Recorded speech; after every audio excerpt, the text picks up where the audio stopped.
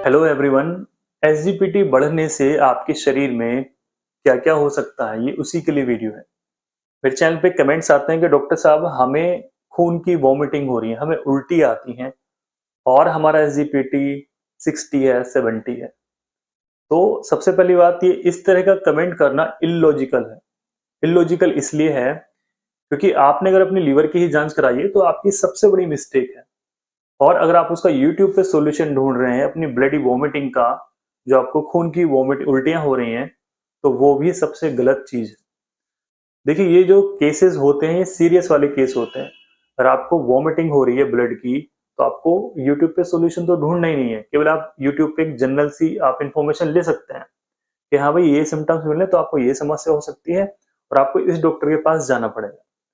ठीक है। तो अगर आपका एसजीपीटी बढ़ा हुआ है तो ये रेंज के ऊपर निर्भर करता है कि हमारी जो नॉर्मल रेंज एसजीपीटी की मैं हमेशा बोलता हूँ 55 से नीचे होनी चाहिए। 50 में तो आप उसको एज ए जनरली मान के चलिए।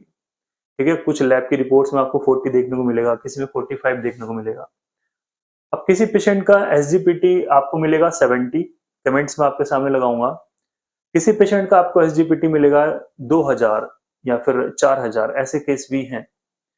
तो किसको प्रॉब्लम ज्यादा होगी? जिसका एसजीपीटी बहुत ज्यादा बढ़ा हुआ है।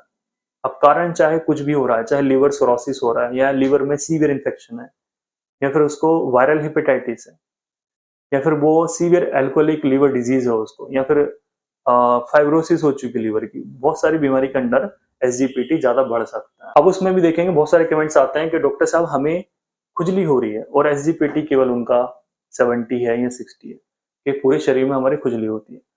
तो उनको ये लगता है कि भाई एसजीपीटी की वजह से ऐसा हो रहा है, लेकिन उसके शरीर के अंदर और भी कारण हो सकते हैं। तो उन कारणों को आप चेक करवाइए, क्योंकि लगभग 60-70 अगर एसजीपीटी है तो उसमें आपको खुजली नहीं होगी। और बात रही अगर आपका बिलिरुबिन बढ़ा हुआ है और ज्यादा बढ़ा हुआ है, तो उसमें आपकी बॉडी में पित्त बढ़ने पे खुजली हो सकती है।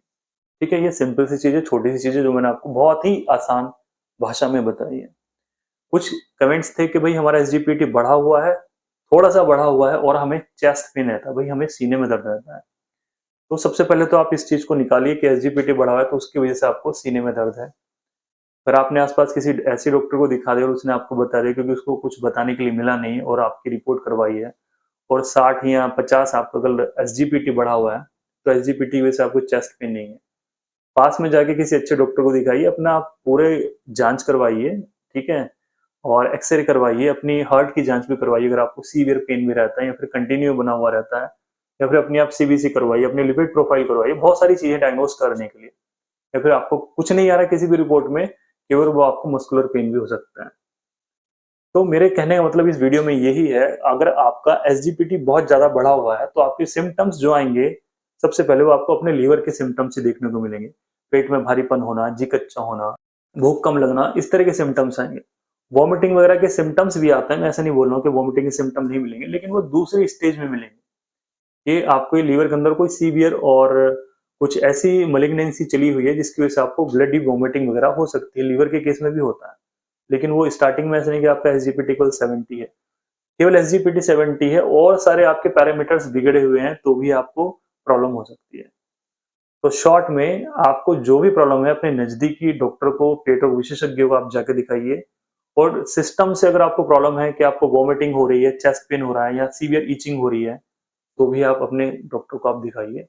इवन प्रेगनेंसी में एक कमेंट भी पड़ा था, प्रेगनेंसी वाला। प्रेगनेंसी में ईचिंग होना एक जनरली फिनोमिना है, खास करके लास्ट के जो मंथ्स चलते हैं उसमें, और आफ्टर डिलीवरी वो चीजें ठीक हो जाती हैं। तो एसजीपीटी को कम करने के लिए आप प्रेगनेंसी में कोई ऐसी मेडिसिन मत लीजिए कि आपका 60-70 है, उसमें भी आप बिल्कुल मत डरिए, वो बाद में सब नॉर्मल हो जाता है। ड्यूरिंग प्रेगनेंसी आपका थायराइड भी बढ़ता है, थोड़ा लिपिड भी बढ़ता है, बहुत सारे केस में बढ़ता है। आफ्टर डिलीवरी वो ठीक भी हो जाता है। तो इस चीज की चिंता आप बिल्कुल माइंड से हटाइए।